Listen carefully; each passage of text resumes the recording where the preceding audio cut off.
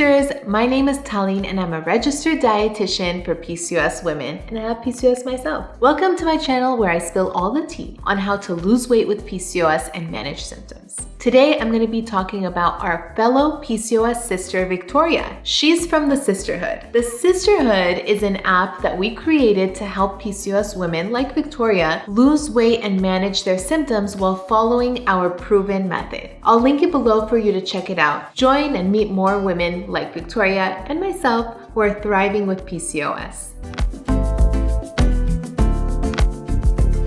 So I'm sure you're wondering what the heck Victoria did to lose 30 pounds in 3 months after not losing a single pound trying everything else. It's hard enough to lose 1 pound with PCOS, trust me, I get it. But once you really understand what's going on with your metabolism like Victoria did, it's a lot easier to lose weight and feel good while you're doing it. Victoria left a comment in our private Facebook group in the Sisterhood to tell us about her journey and the 5 pivotal things she did to lose weight with PCOS. I'm gonna break it all down for you here in this video. Before she tried these 5 steps, Victoria said that she felt like she could literally sleep for 2 weeks straight and still be tired. Comment below if this was something you struggled with at one point. She also had major sweet cravings and was always bloated. It was like being bloated was her baseline. But yeah, eventually I stopped everything. I was so tired of trying all these things. I honestly went off the rails. I'm eating whatever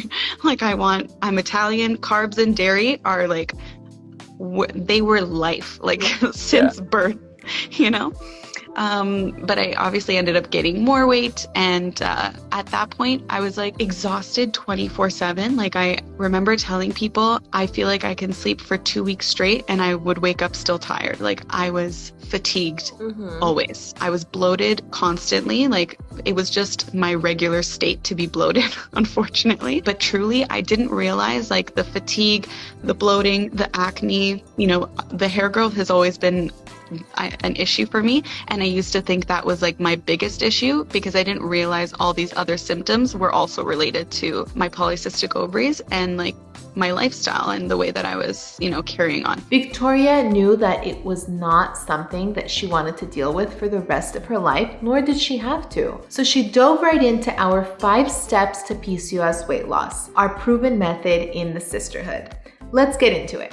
So the first thing that Victoria says that she did, which is part of our 5 steps to PCOS weight loss, is that she discovered her PCOS type. Now, discovering your PCOS type is key to managing PCOS because this is going to uncover the root issues that are driving your symptoms. So for example, if you're really fatigued all day and you can't sleep all night, this is a sign that you might struggle with adrenal fatigue, which is one of the PCOS types. If you have horrible cravings all the time, you cannot control your appetite, you always crave sweets or salty food, this is a sign of insulin resistance. If you have both, you may have both of those PCOS types to a certain degree, but the point is you gotta understand your PCOS type and try to manage it a little bit before stepping into the diet changes. And what does that mean? That means taking the right supplements for your PCOS type, whether it's Ovasitol to help with your cravings, and I'll link it below, or a multivitamin and omega-3 fats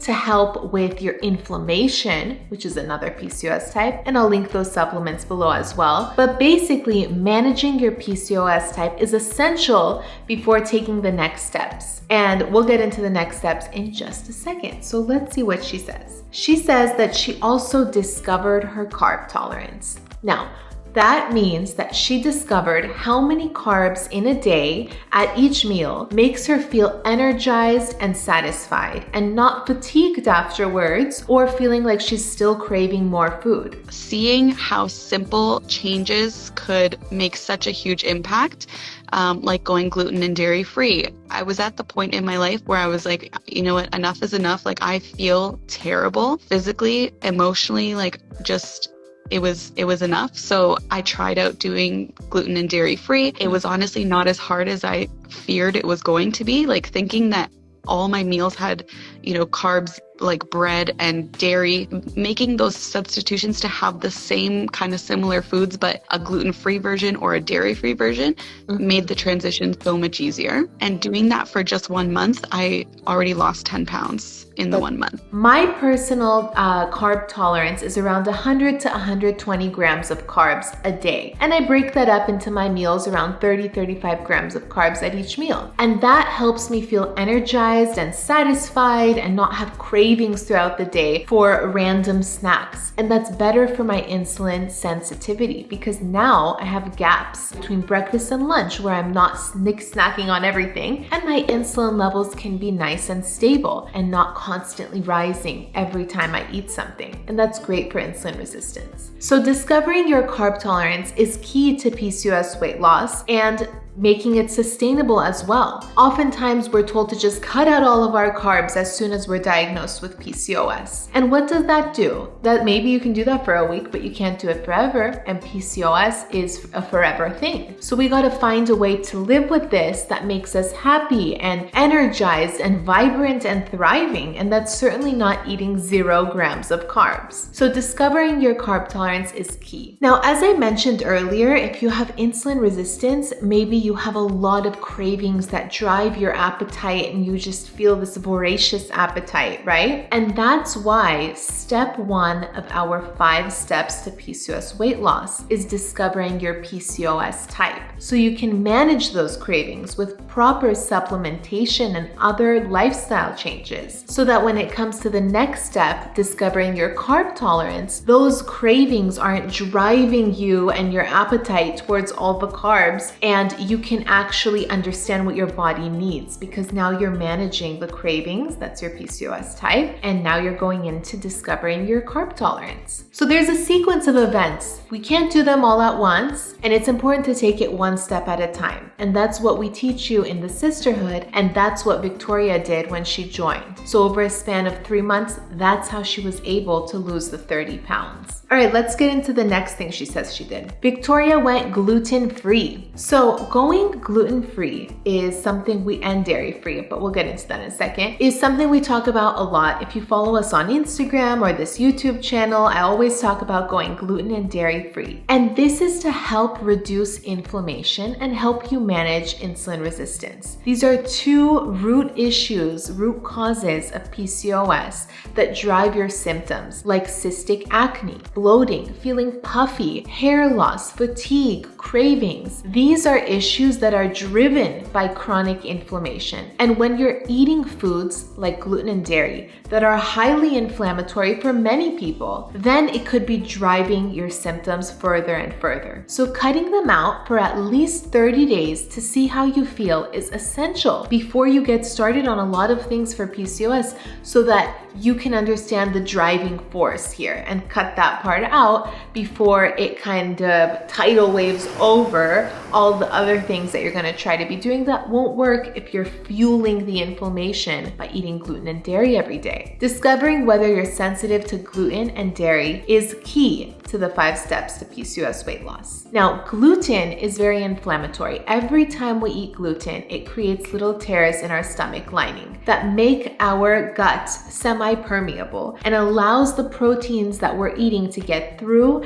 and into our bloodstream, wreaking havoc, causing chronic inflammation and also bloating, and also, the symptoms that we feel that like the scale isn't going down because our cells are inflamed, because our metabolism isn't going to work if we struggle with inflammation. And then there's dairy, and that can create huge spikes in insulin. If you're constantly eating dairy, it triggers high androgens, high insulin levels. That makes it harder to manage cravings, facial hair, cystic acne, hair loss, moodiness. All of these things can be driven by that. I have personal experience because I am gluten and dairy intolerant. And so when I eat it, for sure the next day I will have cystic acne. For sure I'll feel bloated, and who knows what's happening on the inside in terms of ovarian cysts. Once I went gluten and dairy free and implemented a lot of these lifestyle changes that supported my PCOS type, my ovarian cysts disappeared, and so did many sisters in the sisterhood. Now, this is really key to managing PCOS. You have to understand if something's visible, if you're having cystic acne, hair loss, fatigue, weight gain, something's going on inside as well, whether it's your gut, the lining of your gut, whether it's your ovaries, whether it's your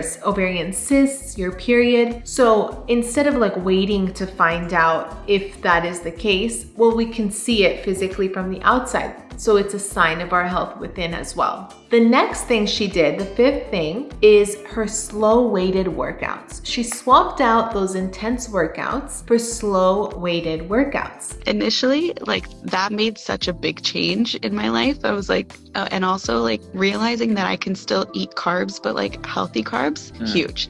Because previously I was told to avoid carbs, which obviously made things worse. Like I was just even more tired. I had those cravings. So initially it was just going gluten and dairy free. And then, continuing to follow your page and seeing all of the other suggestions and like things that I felt simple changes that I could make in my life. Like, I can cut out caffeine because I have the energy now. I can do like more slow workouts that don't exhaust me or don't stress me out. Huge.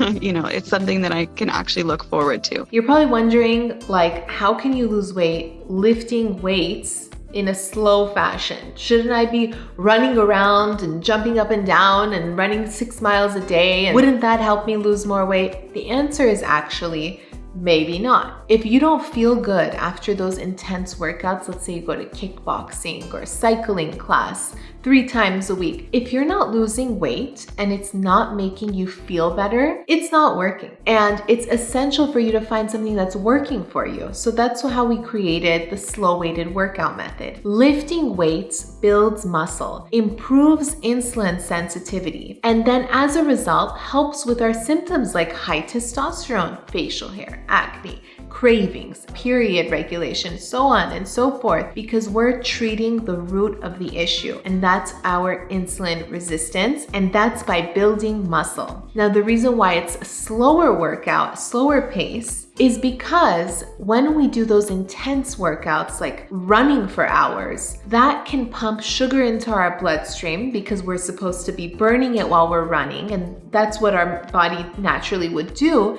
if you're running away. And they say fight or flight, feels like you're running away from the lion. Well, when you're running for an hour, your body thinks you're running away from the lion, right? It's a lot of stress hormones, it's a lot of blood sugar going up and supposed to be burned during your run. And what happens is we're insulin resistant, so we can't necessarily metabolize all of that's happening after our hour and a half long run. We don't end up losing weight, and it's really, really upsetting because it's so much effort to run for so long or cycle or kickbox and things like that. So the slower pace keeps the stress hormones nice and low and makes us maintain some stability with cortisol while we're improving insulin sensitivity. And that's key. So you feel like you meditated after your workout, but you're still a little sore because you lifted weights. Your metabolism works throughout the day, even after your workout. So sisters, these are the 5 steps to PCOS weight loss that Victoria followed to lose 30 pounds with PCOS in 3 months. I myself